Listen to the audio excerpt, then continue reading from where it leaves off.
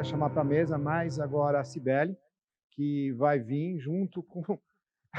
Ela montou um esquadrão, né? Porque ela está vindo junto com a Cibele da DHL, a diretora da DHL, né? De supply chain, então ela vai fazer a segunda parte. Marcos, se você quiser ficar, seja bem-vindo, se não, mas vocês ficam, todo o resto fica de castigo, tá? Só o Marcos que está liberado. A Cibele vai agora com o esquadrão dela, né? Que ela está trazendo Ernst Young, PwC e Deloitte, né? Então, trouxe as grandes consultorias do mundo para chegar no como, né? Então, eu queria chamar o Rodrigo Damiano aqui, que é sócio da PwC, para ver se a gente chega nesse como, né? Eu queria chamar também o Fabiano Negrão, também sócio lá da EY, né? E o Felipe, que é o sócio da Deloitte, né? Então, nós temos aqui, olha, aqui dando suporte para a dona Cibele, nós temos as 3 grandes consultorias aqui do mundo, né?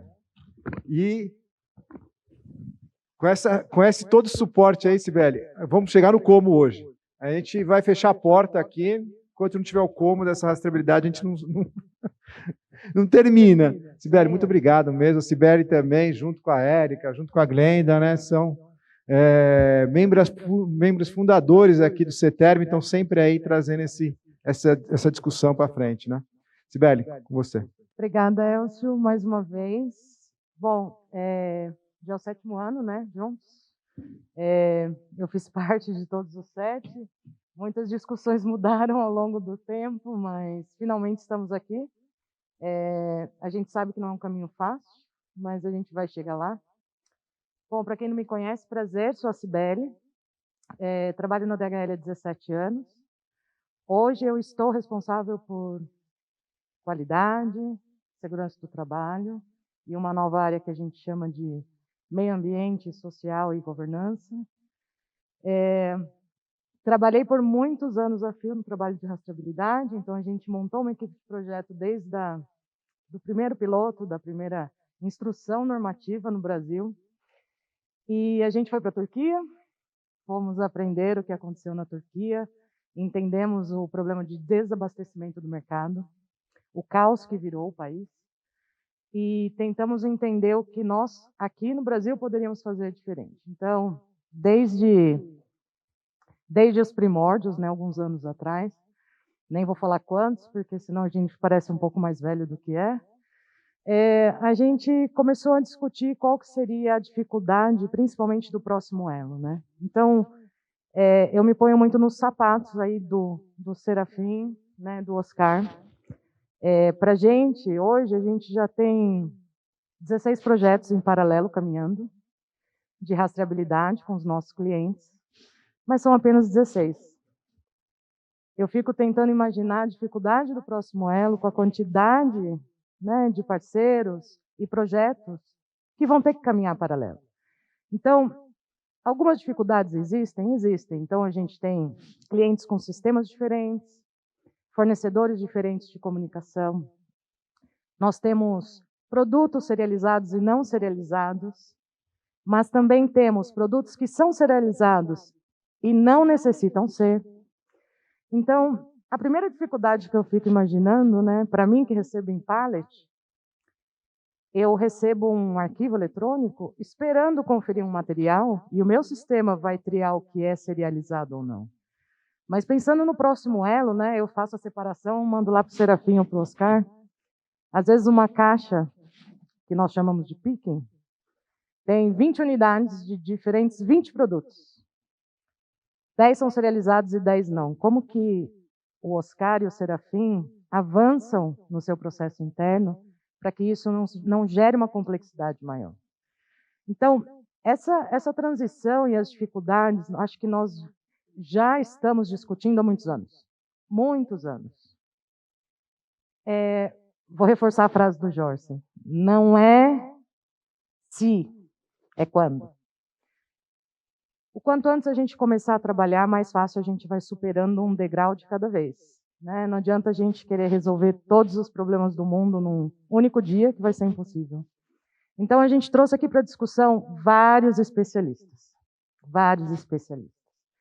E eu gostaria de ouvir de vocês Para esse projeto, né, você como profissional, né, e aí a pergunta se estende para vocês, como sim para esse projeto? Como a gente faz um projeto que é tão benéfico para mim, que sou usuária, né? Para quem não sabe, sou farmacêutica também, então para mim é uma grande alegria esse projeto existir. A segurança, né, das pessoas tendo seus medicamentos não medicamentos falsificados, medicamentos sem procedência e etc. Então, como pessoa e usuária, eu fico muito contente dessa lei. Então, como sim? Como a gente faz esse projeto ir à frente, né? Então, eu vou desviar um pouco o foco da indústria, né? Porque a gente sempre começa na indústria. E aí eu vou passar a palavra para o Damiano. Obrigado, Cibele. Antes de mais nada, obrigado a toda a organização, o convite de mais um ano estar participando e contribuindo aqui nesse fantástico evento, né, que a gente promove já há alguns anos e em prol da sociedade, em prol de um bem maior aqui do que os interesses individuais, né? Eu olharia esse projeto, na verdade, eu olho muito para tudo que a gente está discutindo, especialmente esse ano com esse motivo, né, do nosso evento, muito atrelado à orquestração, que isso aqui nada mais é que um programa, né, um grande projeto, né, obviamente com uma complexidade altamente potencializada e aumentada, né. Todo projeto, quando a gente, e nós de consultoria, né, e a gente aborda um projeto, esse projeto ele não foge de três aspectos fundamentais, né. Cada um na sua intensidade, dependendo da natureza do projeto, do desafio que precisa ser transposto. A gente sempre vai falar de 3 pontos, na PwC a gente aborda dessa maneira, né? B, X e T, né? Business, que aqui no caso business é o processo, é essa operação integrada, esses elos, a complexidade de integração da cadeia, dados e tudo que está atrelado ao negócio em si, né? O X é a experiência, né? No final das contas, a gente tem na ponta uma experiência que vai ser alterada, vai ser afetada, que é o paciente, né? Tem a experiência intrínseca também, que é a experiência de cada elo em si, operando... Desculpa, melhorou? A experiência intrínseca, né, dos diferentes elos dessa cadeia, que também vai ser diretamente impactado. Hoje eu opero de um jeito, de uma maneira tradicional, com um determinado processo, com um determinado sistema. Está vindo uma mudança drástica em cima de tudo isso, né? Ou seja, vai mudar a experiência de cada um dentro desse contexto, né? E a tecnologia, né, o T, né, o BXT. Né? A tecnologia é um grande habilitador para tudo que a gente está falando, é uma mudança fundamental que vai acontecer e talvez seja o viabilizador de tudo que a gente está falando se todas as outras variáveis forem bem contornadas. E quando a gente fala de um projeto, tendo essas 3 dimensões bem entendidas na sua profundidade, na sua necessidade, todo projeto precisa ter uma boa gestão, né? Gestão das atividades, e aqui a gente está falando de, novamente, isso extrapolado e potencializado ao número de elos que a gente está falando. Então, temos que ter uma gestão integrada de tudo isso, né? É um desafio máximo aqui que a gente está falando, né? E uma estratégia muito clara de implementação, né?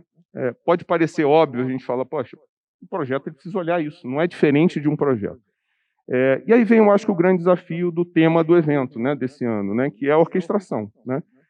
Temos sim que ter uma orquestração sobre tudo isso, e não é uma orquestração de juntar boas cabeças e pensar sobre ideias, sair com um plano de ação.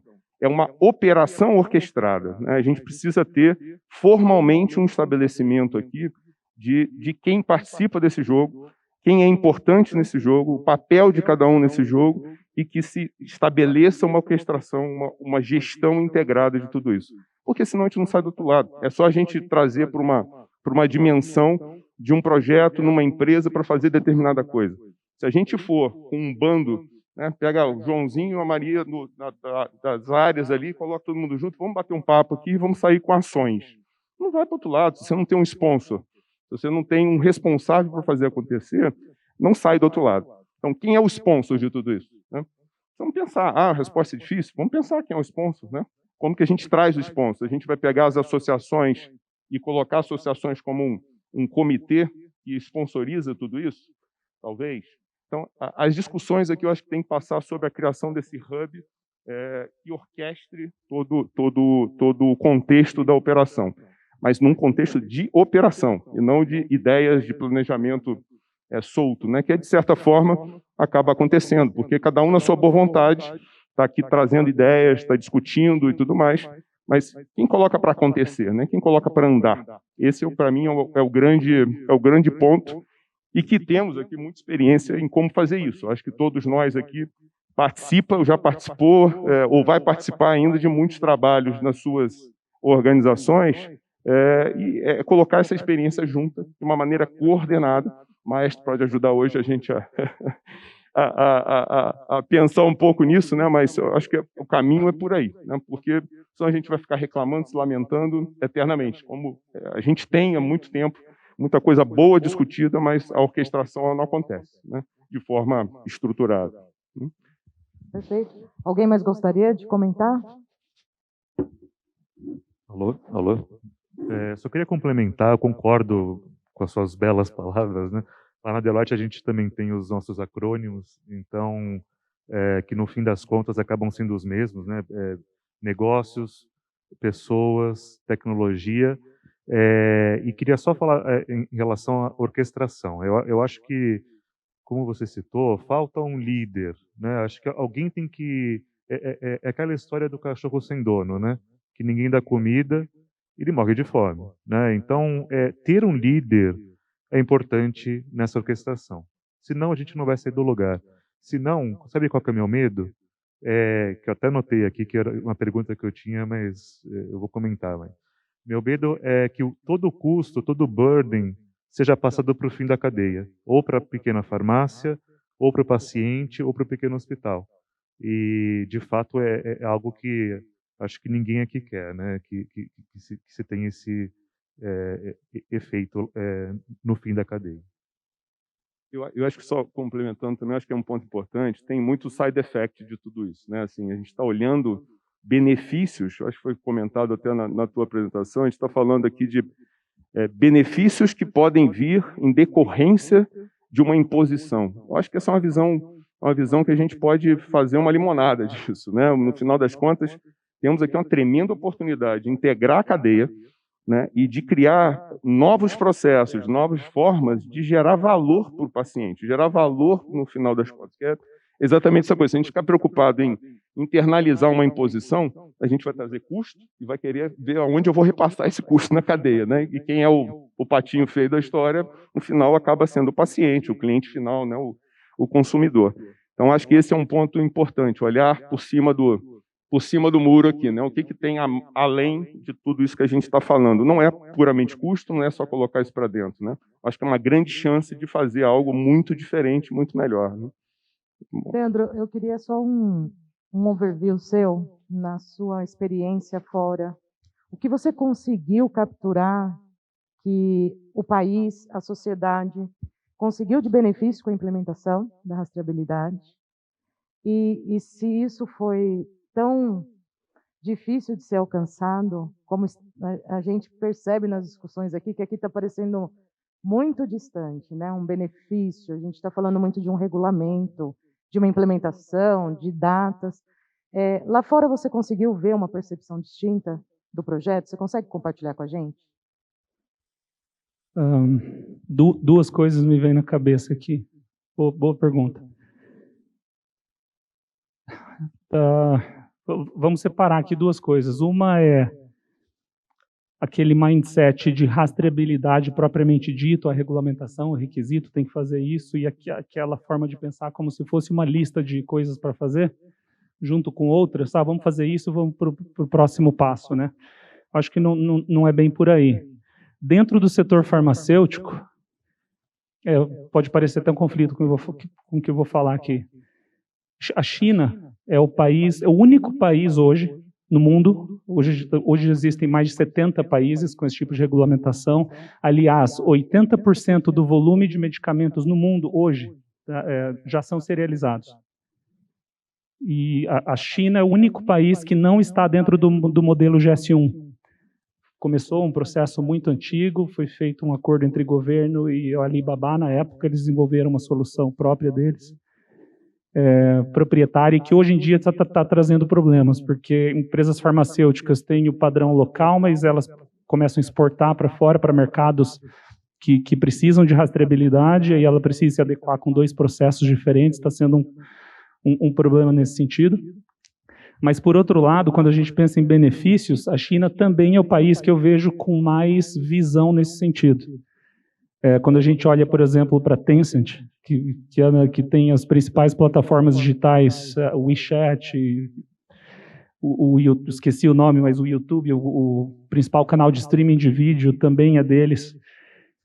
Eles têm um foco muito grande em life sciences na área de saúde, olhando até para hospitais, né, telemedicina, usando produtos, e já existe casos hoje, inclusive de OTCs, que é permitido o e-commerce. Então, você escaneia um OTC hoje que já tem um código 2D, a pessoa usando o WeChat, um algoritmo ali que já conecta com uma plataforma de e-commerce e já mostra para você onde tem esse produto, se você precisar comprar ele novamente, quanto tempo que demora para chegar na sua casa.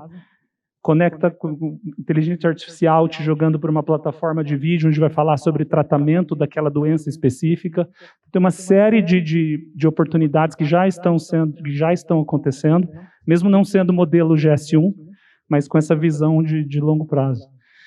O segundo ponto que me veio na cabeça também, saindo um pouco do setor farmacêutico, empresas que estão implementando rastreabilidade na área de alimentos, bebidas, bens de consumo, para melhor gestão de inventário, para automação de processos, né, de warehousing, empresas que têm use cases de sustentabilidade. Imagina que você tem um produto e 70% da matéria-prima do seu produto é de fonte reciclável. Como que você dá visibilidade disso? Então, a rastreabilidade é muito mais ampla nesse sentido. A gente está falando de rastreabilidade da matéria-prima, conectada com todos os produtos acabados que aquela matéria-prima gerou, e você ter o batch record disso, e poder mostrar para o seu cliente, essa matéria-prima gerou esse produto está na sua mão, e conectando o consumidor final com todas essas informações aí que agregam valor para o produto no fim das contas. Então, também estou vendo que em outros setores a coisa está mais avançada, enquanto no setor farmacêutico a gente ainda está vendo como um peso, nos outros setores a coisa está acelerando mais, eu diria. Só queria fazer um setores comentário. Não regulados, exato. Queria fazer um comentário muito pertinente, Leandro, e conecta a pergunta anterior, né, que os colegas aqui responderam. Acho que aqui é um ponto de o que falta para dar certo. Eu acho que o maior beneficiário é pouco envolvido, que é o paciente. Eu acho que falta a gente demonstrar ou divulgar para o paciente essas vantagens. Hoje, a gente se acostumou rapidamente. Você vai num restaurante e você lê o QR Code para ver o menu. Você vai comprar um café, você tem a possibilidade de saber qual foi o produtor, qual área, se eu comprar aquele café, que tipo de sustentabilidade eu estou ajudando. E o nosso consumidor atual, ele demanda isso. Eu acho que esse é um dos apelos que a gente conseguiria agregar valor, como você comentou, e que atualmente a gente não está conseguindo fazer. Lá, batalha. Não, queria complementar, acho que está perfeito, né? E também conectando com o que o Leandro falou, né? A gente tem discutido com muitos clientes em muitos setores o conceito de autônomos supply chain, né? E isso é muito difícil acontecer, principalmente por um gargalo. Informação dos elos, informação dos estoques entre os elos. Então, muitas empresas estão criando nos seus setores, a indústria automobilística está tentando isso, uma cadeia de fornecedores gigante, até informação do que está acontecendo na ponta para ajudar no demand sensing, eu saber a demanda que está acontecendo lá na ponta e poder sincronizar minha cadeia, orquestrar minha cadeia de uma forma muito mais eficiente. Então, imagina um fabricante, eu estou sabendo que aquele produto, aquele SKU específico não está vendendo em tal mercado no momento em que isso acontece. O distribuidor também tem aquela informação no mesmo momento e já tem um pedido colocado para receber daqui a alguns meses, por exemplo, de uma grande quantidade. Com esse demand sense, que eu sei essa informação, eu consigo reajustar isso, reajustar na cadeia e de uma forma autônoma, eficiente, né? E outro ponto super relevante é que hoje a tecnologia não é mais gargalo. Então, hoje, blockchain garante isso que o Leandro falou, de você escanear e conseguir ter certeza de toda a matéria-prima, etc. E a inteligência artificial nessas plataformas te ajudam a fazer isso, de forma que todos os profissionais de supply chain, eles consigam focar na exceção. Trabalhar numa gestão de supply chain focada somente na exceção e os pedidos, a gestão dos estoques, os níveis de produto, vão trabalhar de forma muito mais autônoma e eficiente com essa disponibilidade de informação e você conseguir operar com menos stockout, menos falta de produto, com mais eficiência de capital empregado nos seus estoques. E isso até mesmo para a farmácia, para o pequeno que está lá na ponta. Então, essa visão de valor compartilhado também é algo que precisa ser construído para fazer isso acontecer. E até a gente discutiu, né, Serafim, no ano passado, comunicação. Muita gente não sabe. A gente tem aí 40 mil dispensadores que não sabe o que está acontecendo, não sabe o que vai mudar, não sabe o valor que tem envolvido, né? Então, trabalhar muito essa comunicação, trabalhar muito o que vai mudar, o que muda na vida dessas pessoas, colocar essa cultura para o paciente, de se interessar por aquilo que ele está comprando, checar ali, todo mundo tem o celular hoje, checar essa rastreabilidade e não comprar, não consumir o que não tiver, ou ter um receio de fazê-lo, né? E isso vai fazer também com que aqueles que são contra, né, venham junto, né, porque quanto mais gente tiver junto, menor é a complexidade da caixa mista, que vai estar metade serializada, metade sem serializado, colabora para a cadeia toda, né? Então, acho que fechando esse ciclo com comunicação, essa visão compartilhada de valor, além de todos os processos que o Damiano colocou de eficiência e gestão nos projetos, a questão da rastreabilidade, do blockchain, etc., eu acho que ajuda também para fazer acontecer. Alguns de vocês... Eu sei que alguns de vocês acabaram preparando algumas perguntas e deve principalmente direcionar aí, né, tanto para as consultorias quanto para a indústria. Então, não sei, fiquem à vontade caso tenham alguma pergunta adicional. Então, eu sigo com a Mariane. Uma coisa aqui que eu lembrei, que eu acho que vale a pena citar também. Quando a gente fala de rastreabilidade hoje no mercado, e aí para diferentes indústrias, a gente tem 3 grandes tipos de rastreabilidade diferentes. Pode ser que tenha mais aqui, mas estou resumindo. Rastreabilidade de matéria-prima, né? Quando a gente olha para os Estados Unidos, está vindo uma regulamentação, FSMA, Food Security Modernization Act. A rastreabilidade é um dos grandes pilares dessa regulamentação. Rastreabilidade de produto acabado, que é o nosso caso aqui, o foco da discussão. Rastreabilidade de cargas. Hoje em dia a gente consegue ter visibilidade em tempo real do posicionamento, né, do geoposicionamento de um navio. Então, imagina você conseguir fazer, amarrar isso. Produto, uma caixa de embarque, pallet, container, navio. Né? Dando só um exemplo aqui. Há alguns meses atrás eu estava conversando com uma startup que tem uma solução de rastreabilidade de cargas. E o que eles disseram? A maioria dos projetos que começam a acontecer, eles começam com um piloto, todo mundo fica, cara, muito legal, a visibilidade me ajuda com planejamento, saber onde está, quanto tempo, exatamente quando vai chegar, a operação fica mais ágil, consigo dar visibilidade para meus clientes também, consigo me planejar internamente, legal. Quando vai para a implementação de fato, a maioria dessas empresas não seguem. E um dos principais motivos, com base na experiência deles, é que a complexidade, a arquitetura de TI, sistemas legados e aquela colcha de retalhos, à medida que a empresa vai crescendo e quando isso não é bem tratado, fica difícil você conseguir conectar esse fluxo de dados, que é o que acaba impedindo, às vezes, de projetos interessantes assim acontecerem. Por que eu estou comentando isso, né? A rastreabilidade talvez passe por esse tipo de desafio. Não é só implementar a rastreabilidade de novo, é tentar ver quais oportunidades que eu tenho dentro de casa para ajustar a minha arquitetura de TI, os meus sistemas, os meus processos, e aproveitar essa onda para trazer vários outros benefícios que vão vir em conjunto.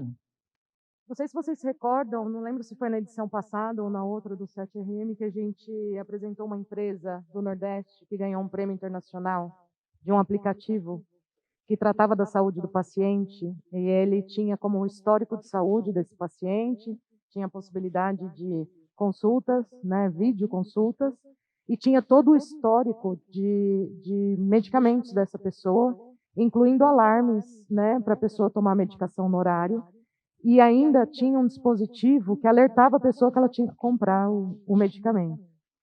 E eu me recordo também que uma outra entidade que estava no mesmo evento acabou falando Com a questão do receituário eletrônico, né, e a questão do e-commerce alavancando no país, que tudo isso poderia ser conectado, né, e tudo é um web-based, né, não é nada muito complexo, né, eles tinham desenhado algo num web-based. Então, queria ouvir um pouco do Jorsen, né, eu sei que você também é farmacêutico, paciente. Como que você enxerga, ou o que você conhece dessas novas tecnologias? E eu vi que você comentou que a Johnson está pensando nesse investimento estrategicamente, né? Então, é claro que vocês estão esperando um benefício maior lá na frente de tecnologia mesmo, né? De ter o dado, né? De poder alcançar mais pessoas. Então, queria que você falasse um pouco mais, né? Do que está sendo discutido, o que você já conhece, o que você acha que pode trazer um benefício e agregar valor. Pessoal, só queria colocar mais um dado aí, né? Aproveitando que vocês tocaram nesse assunto, me deixou um pouco ansioso. Vocês sabem que eu sou meio ansioso, né? A gente tem um artigo que a gente estuda bastante quando a gente fala sobre Network Orchestrator. Hoje você olha o mercado e você fala assim, cara, você tem 4 tipos de players. Você tem o player que faz o Asset Creator, que é quem cria um produto, por exemplo, uma GM que vai lá, cria um produto, entrega, um cara que faz o delivery, uma farmácia, que movimenta um asset. Você tem o Service Provider, que nem a Ernst Young, a PwC, todo o pessoal que está aí, que ela tem uma pessoa, entrega uma pessoa de consultoria, hora, mesma coisa com a caixinha. Você tem o Technology Creator. As farmacêuticas, elas também têm esse, muitas vezes elas são Technology Creator. Elas ganham pela ideia que elas têm e trazem isso para o mercado. E você tem o Network Orchestrator, né? São as 4. Se você pegar o valor da empresa, dividir o valor das ações pelo o valor que ela tem lá na bolsa, pelo número de ações, você vai ver que o multiplicador por Asset Creator é 2. Por Service Provider é 3. Para o Technology Creator é 5. Para o Network Orchestrator é 8. E hoje você vê empresas como a Gerdau se juntando com a Tigre, se juntando com a Votorantim, porque eles querem ser o Network Orchestrator. Do quê? Da reforma. Eles querem controlar e ganhar um percentual na reforma. Será que a gente, quando a gente está na academia, quando a gente está discutindo, quando a gente discute com o Damiano, com o Felipe, com o Fabiano, que a gente fala sobre indústria 4.0, a gente fala sobre essa era que a gente está vivendo, e que a gente fala que esse modelo de pipe ficou no passado, será que a gente não está sendo míope e daqui a pouco a gente vai ter só Alibaba aqui? Né? Então, isso daí eu gostaria de, com esses multiplicadores que a gente está te colocando, porque no final é business, estão falando 8 por 1, não é brincadeira, né? Então, como é que vocês estão vendo na Janssen, dando continuidade na pergunta aí da Sibeli? Obrigado. Bom, falaram que só ia vir pergunta fácil, mas não é tão fácil, não. Mas vamos lá. E fiquem à vontade para contribuir também, por favor. Eu vou começar pela da Sibeli. Obviamente que dentro da Johnson & Johnson como grupo, nós tentamos sempre ao máximo entender as sinergias, né? Quando a gente fala de tecnologia e a gente olha para o nosso co-irmão, o segmento de medical device, nós temos chips, softwares implementados dentro do corpo humano que emitem informação, que acompanham a saúde. Baixo? Alô? Aqui? Alô? Melhorou? Ah, ok.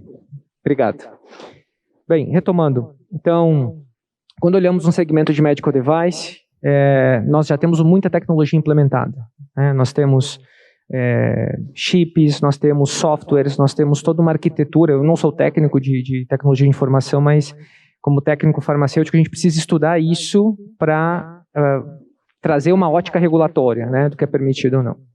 Pois bem, o futuro dos medicamentos, e principalmente para tecnologias mais avançadas, e aí que eu estou falando de medicamentos customizados, né, é o caminho que a gente, em pouco tempo, vai seguir, um medicamento desenvolvido e preparado para a sua necessidade, para cada população. Cada vez mais eles já estão em pipelines de lançamentos com tecnologias associadas. Então, nós já começamos a analisar os medicamentos de portfólio de futuro Não uma ótica de medicamento, mas uma ótica de medicamento e device, né? E muitas das vezes esse device é associado para o diagnóstico médico e para o acompanhamento médico. Então, claro que eu estou olhando aqui um pipeline de 10 anos, basicamente, e que o time de regulatórios aqui não fique bravo comigo, né? Mas, linkando ao que você me perguntou, se hoje, claro que é muito nichado, né? Quando a gente fala em segmentos de produtos de terapia especializada, que muitas das vezes é um custo muito mais alto do que a gente tem no grande volume do varejo, hoje um dos diferenciais para que a gente possa ter demanda de prescrição desse medicamento e, obviamente, o acesso, são os nossos programas de suporte de paciente. O que eles fazem? Esse modelo que você trouxe do app é exatamente o que a gente tem hoje. Então, hoje eu tenho um produto que é prescrito e que nós temos todo um acompanhamento da saúde do paciente, sabendo quando que ele precisa administrar, qual é a janela terapêutica, se ele não administrou, e essas informações vão diretamente para o médico. Então, linkando o que você trouxe de orchestration, né, de cadeia, é o que a gente está tentando fazer. Então, levando para o prescritor, né, uma vantagem agregada de acompanhar o seu paciente mediante essa terapia especializada, mas com tecnologia. Então, trazendo um pouco da serialização, é como a gente pretende conectar. Então, isso falando em futuro. Mas eu também quero tratar meu ponto de dor. Qual que é o meu ponto de dor hoje? Roubo de carga? Sim, roubo de carga. Segurança do produto que chega ao meu paciente. Mas mais do que isso, importação paralela. Com essas altas de câmbio, com essas diferenças de valor de produto, a forma como a gente vê a tecnologia aqui, a CIMED, né, que aprova o nosso preço, traz uma cifra. Esta mesma tecnologia num país como Colômbia ou num país como Turquia, o preço é diferenciado. Então, nós temos dificuldades de equalizar a tecnologia que eu ofereço no país com produtos que vêm sem uma cadeia controlada. Se a cadeia é controlada, não tem problema nenhum, mas o nosso ponto é sem a cadeia controlada. E entendo que a serialização e traceability, né, do que a gente está falando aqui, rastreabilidade, é sim um ponto de dor que nós vamos também tocar. Então, não sei se eu consigo responder as duas perguntas, mas olhando para o futuro, sim, é como nós estamos nos precavendo, e atualmente como a gente vê também a serialização como valor estratégico. Cadê o Elcio? Já é 8, né, Elcio? Já é 8, né? Alguém gostaria de comentar a pergunta do Elcio? Na verdade, a gente tinha um complemento, a gente já tem duas aqui pensadas, tá, Sibeli? Eu acho que a gente está falando muito da questão das empresas e da tecnologia, e a empresa e a tecnologia são movimentadas por pessoas. Então, eu acho que também um dos pontos que eu gostaria de saber a colocação de vocês é como, então, num processo que depende tanto de você ter as pessoas certas, como selecionar essa equipe, como manter essa equipe, como fazer a conexão entre essas pessoas certas dos diferentes elos.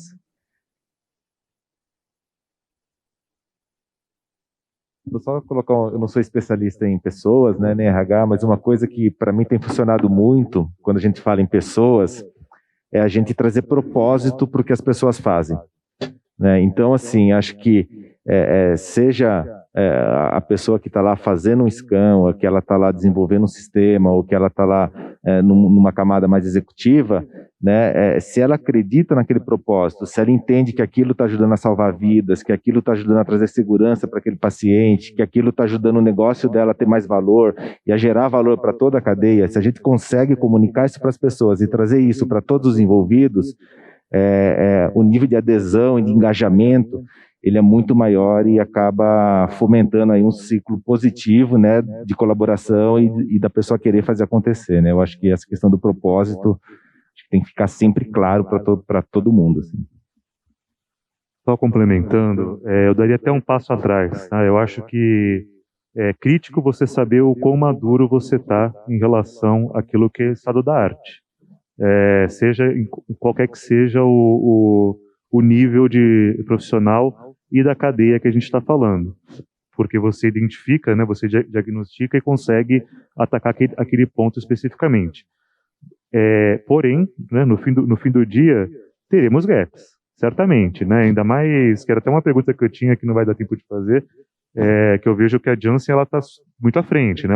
Ela já trabalha há muito tempo com isso, mas a indústria está madura? Me parece que não, né? Ou seja, vocês vão ter que guiar, né, de certa forma, essa transformação como um capitão, né, de mudança.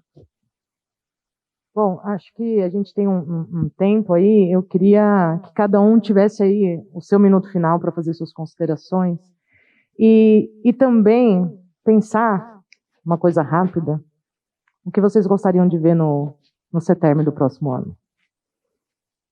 Já estaremos serializando, já estaremos rastreando. O que vocês gostariam de ver no CETERM do ano que vem?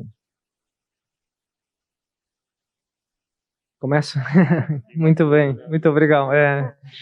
Tem a vantagem e a desvantagem, tá certo. Muito bem.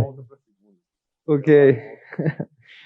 Não, vou iniciar. O que eu gostaria de ver para o próximo ano, e com certeza não ver no CETERM, mas o CETERM representa o movimento, né, no nosso país. Então, nesse sentido, eu gostaria de ver a voz do paciente. Eu gostaria de trazer a visão que a gente possa perguntar e também entender como a serialização e todo esse movimento vai trazer vantagem para o seu estilo de vida, para a sua qualidade de vida. Até porque a forma como a gente viu o paciente ontem não é o que vai ser amanhã, né? Então, nós temos outras demandas, outros nichos, outras necessidades. Então, gostaria de ver isso. E como consideração final, agradecer a oportunidade. Por mais, respondendo um pouquinho, assim, bem rápido, por mais que talvez a indústria como um todo não pareça tão madura, eu entendo que ninguém está no jogo para perder. E nós estamos chegando no momento que, se você não está maduro, você não permanece, né? Então, de uma certa forma, eu acho que é o caminho que nós vamos seguir. E gostaria de ficar com esse pensamento final, de que fizemos desse limão uma limonada como uma vantagem competitiva, como a gente já fez em vários outros momentos, né? E como melhor exemplo do que a pandemia e o que nós estamos fazendo agora. Legal. Começando na questão do ano que vem, eu acho que uma maior expectativa, talvez pessoal, a gente conseguir ver que esses pontos que a gente está discutindo, que resultados deram numa primeira vista, né? Assim, a gente vai estar recém-iniciado ali, né? Vai ter uma estrada longa pela frente ainda, um período de transição muito forte, com muita complexidade a se resolver, mas talvez conseguir ter um feedback já dos primeiros entrantes, das primeiras experiências, de que o grande receio que a gente tem hoje, muito difundido aqui em relação ao custo, à complexidade, isso tudo como um grande desafio, já tenha talvez um pouquinho de visibilidade de que tem uma perspectiva muito maior ali na frente, né? Então, o feedback dos primeiros entrantes seria uma ansiedade, acho que bacana, e um tema para a gente ouvir e ter boas novidades, né? Boas informações. Eu acho que a mensagem final é agradecer pela oportunidade e assim, acho que a gente consiga trazer talvez boas experiências de outras indústrias e de extrapolar situações que não são tão fora da caixa. Assim, a gente fala de uma coisa muito complexa, né? Muito grande, muito complexa, mas vamos pegar boas práticas de como fazer isso e colocar para rodar, né? E pegar exemplos da indústria, né? A gente estava falando aqui de rastreabilidade, do jeito que a gente está falando, é um sonho de consumo de todas as indústrias, né? Existe uma série de desafios, custos, investimentos, prioridades da maioria das empresas em atacar coisas do dia a dia, do cotidiano, que estão na frente em termos de grandes investimentos. Aqui a gente tem uma tremenda oportunidade na mão, né, assim, como cadeia de valor integrada, né, de fazer uma solução estado-da-arte em termos de integração de uma cadeia de suprimentos, do supply chain, a possibilitar uma melhor experiência na ponta para o consumidor, né, para o paciente, no caso, né, com o melhor serviço, entendendo as necessidades, entendendo os anseios do paciente, através desse canal que vai se criar, né? Então, acho que um ponto aqui de considerações finais vamos tentar trazer experiências de outras indústrias e práticas e questões boas experimentadas para dentro do que a gente está falando aqui e tendo que fazer, né, num curtíssimo prazo agora. Excelente.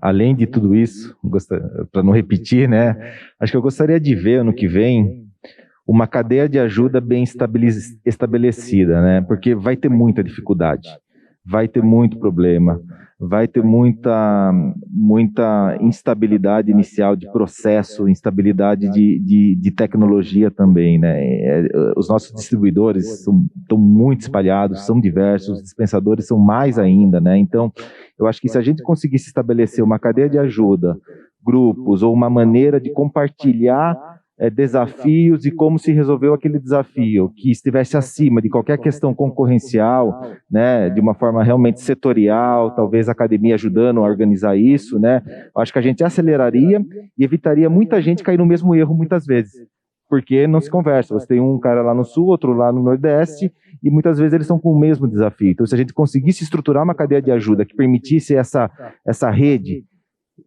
toda a rede farmacêutica evoluir junto, e de forma que evite-se o erro que o outro está tendo e que já resolveu, e que se realmente tem uma espiral positiva de ajuda, eu acho que seria maravilhoso ver isso ano que vem estabelecido, assim, adicionalmente a tudo isso que já foi colocado. E mensagem final é agradecer a oportunidade e parabenizar, né, toda a organização do evento, todo mundo que esteve envolvido, tantas pessoas que estão aí.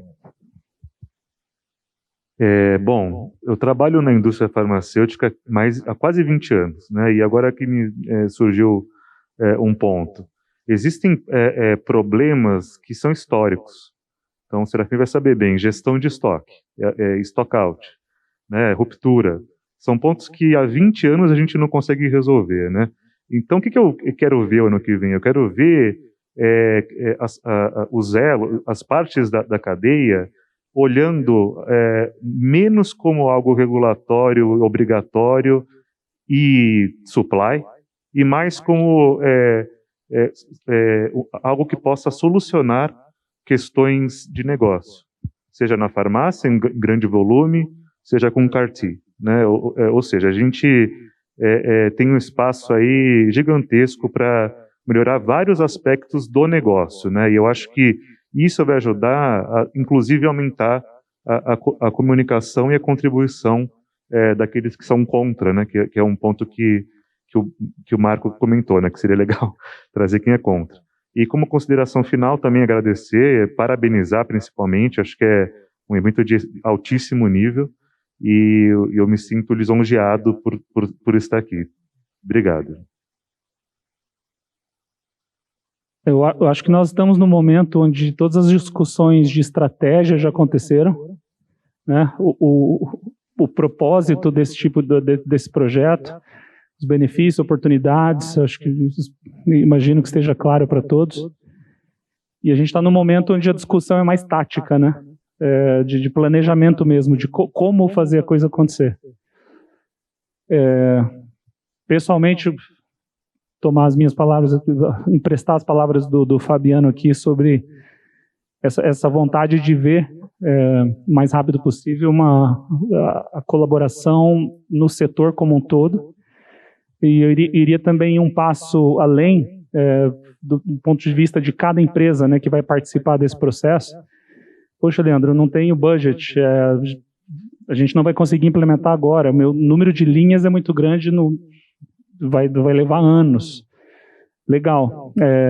E aí, até pegando o gancho aqui que o Felipe também comentou, eu acho que o mais importante nesse momento é, mesmo que a implementação não comece já, né, para quem não iniciou ainda, fazer o diagnóstico, entender em que momento a empresa está do ponto de vista de maturidade, não só de rastreabilidade, mas de digitalização como um todo. O que eu preciso fazer para melhorar os meus processos, o que eu posso criar de automação, como que eu posso reduzir complexidade de sistemas, de integração, e montar, ter um plano tático no nível também da empresa, para que a coisa aconteça. Obrigado pela oportunidade de participar, um prazer mais uma vez aqui também. Era isso. Bom, gostaria de agradecer também a oportunidade. Estava comentando que ser o último da mesa aqui começa a ficar difícil, né? de você trazer novidades, né? Mas eu acho que tem alguns pontos importantes que eu gostaria de tocar de novo. O que eu gostaria de ver no ano que vem? Eu gostaria de ver esse canal de colaboração criado. O canal está aqui, ele está acontecendo, ele está sendo liderado, tem o sponsor X. Eu acho que isso aí precisa, porque o Thiago do Oswaldo Cruz falando ontem, ele falou uma coisa muito interessante. Eu sou de um hospital entendido como de ponta. O Nilson do Einstein também é de ponta. E os pequenos hospitais? Como é que eles vão fazer isso? Eles estão quase trabalhando no próximo minuto. Eles não têm tempo para pensar no futuro. Eles não têm equipe, não têm verba. Então, essa colaboração vai ajudar a que o processo, a que a orquestra toque afinada, né? A orquestra precisa tocar. Se um desafinar, o negócio não vai sair bem, né? Então, o que eu gostaria de ver o ano que vem era isso.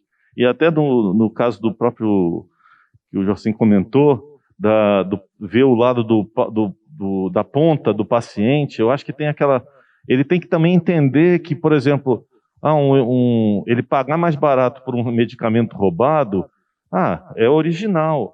Mas como ele foi transportado, como ele foi armazenado, ele não tem noção disso, que isso pode trazer um risco enorme para ele.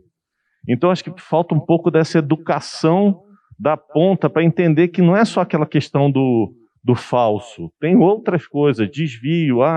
Eu comprei um equipamento que veio lá do não sei de onde. Ele não veio pelo canal correto, mas ele é original.